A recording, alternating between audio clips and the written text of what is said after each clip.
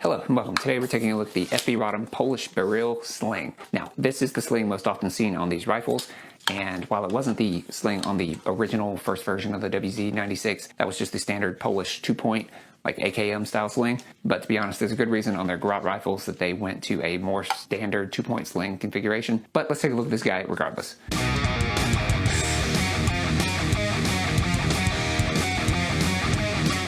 So we've got a green nylon type material, and it's fairly long, to be honest. I have it sort of pulled in such a way that it works for me in when I'm going to use it as mostly like a 2-point configuration.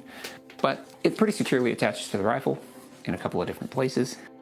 I couldn't really find anyone talking about installing this sling, so I wanted to put that out there. So we're going to go over that now. Starting with the front, we pretty much have one way to do this. Undo the strap from the metal tri-glide, loop it through the sling mount, and back through the tri-glide. Which direction appears to be dealer's choice. I chose to invert mine from the way it came packaged so the strap would be on the outside and then looped it over itself to fully secure it. Alternatively, you could use duct tape and spring snap hooks. Next, for the rear, there's seemingly a more common way and then an alternative way to set this up. Most commonly, the strap is looped through the stock and then over the sling bar on top.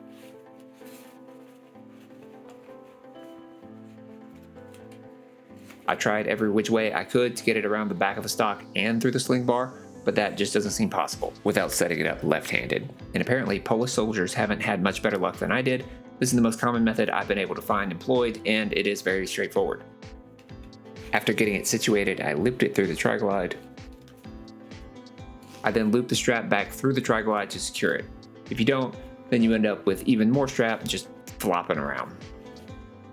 However, some Polish soldiers have gotten the bright idea to pull the rear sling adapter off of the sling and flip it upside down. You have to undo quite a bit of the sling in order to get to it, but you can and then just put it back together. This allows the sling to utilize the top sling bar, but does not utilize the rear sling loop to go around the actual butt of the stock.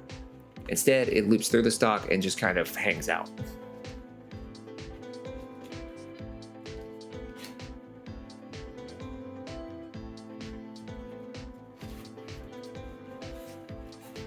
This method is for those high-speed, low-drag dudes because just look at this guy. He's unlocked all the attachments, so he clearly knows what he's doing. Also, apparently the sling comes in tan if that's your jam. Good luck finding one though, honestly.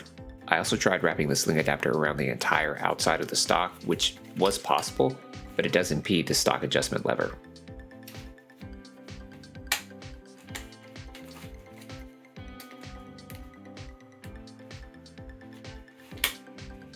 However, this method is utilized to attach the sling to Generation 1 style Beryl stocks. And now that we're back, we'll talk about fitment.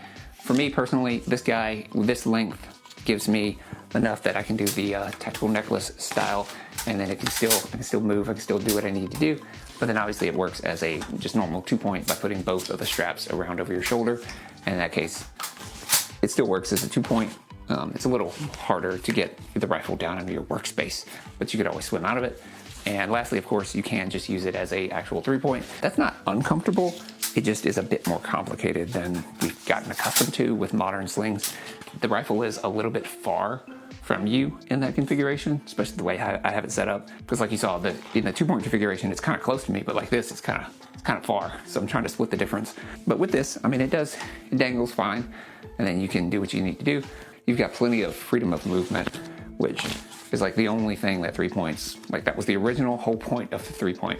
It works and it matches the rifle, but it does leave a little bit more going on than we're normally used to in the modern era. Because of the way I have the outermost part of it actually looped back over this glide that I think is kind of supposed to actually be something of a quick adjust. There's just so much material on it that this is kind of more than I need, and then I have it looped back over itself with like an extra foot of material from here down to here. I could obviously cut that off, but I don't know, I'd rather just not. The clone correct solution to this problem is actually duct tape. I kind of have everything going through this tri-glide, and that helps secure everything and keep that from just being a foot of material slopping around in the back of the sling. The last thing is it does actually have this buckle, and the buckle itself, I think it's to turn it into essentially a 1-point sling, which is kind of entirely useless. So if you undo the buckle, then this outermost strap slides down the innermost strap, and you kind of bottom out here towards the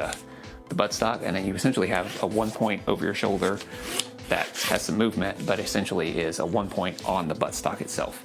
And that is definitely entirely useless. If the rifle just hangs naturally, the muzzle is about 1 inch off the ground, so it's very low. You have the maximum amount of movement in that the rifle is just like out here, but that's not really something that I'm very interested in, nor do I think is practical at all. Regarding the material, the sling is a little more like a seatbelt than I would prefer. It's fairly thin and not padded at all, so the edges tend to dig in around your neck. It's a little wider than the Polish AKM sling and more yellow/olive drab than the proper green of the older sling. And of course, it's significantly more complicated.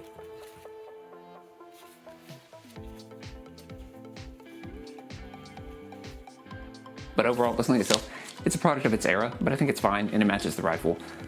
The other thing, honestly, part of the reason I have it configured the way that I do is so that I can do the usual AK thing and actually loop the sling around the front sight base and then have it semi-stowed down the length of the rifle so that it's not just flopping around.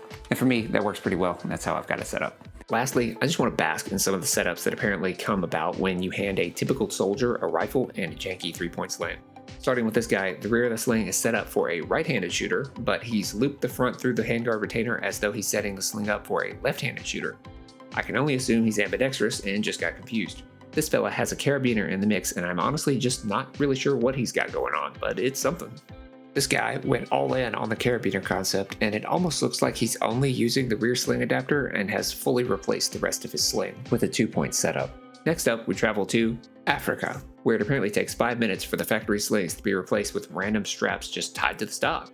Lastly, if you have a sweet first pattern setup, then the Beryl sling isn't completely inaccurate, though this almost looks like a version 1 of the sling as well. The material looks different, and the buckle is black instead of green, and the orientation of the rear attachment isn't the same.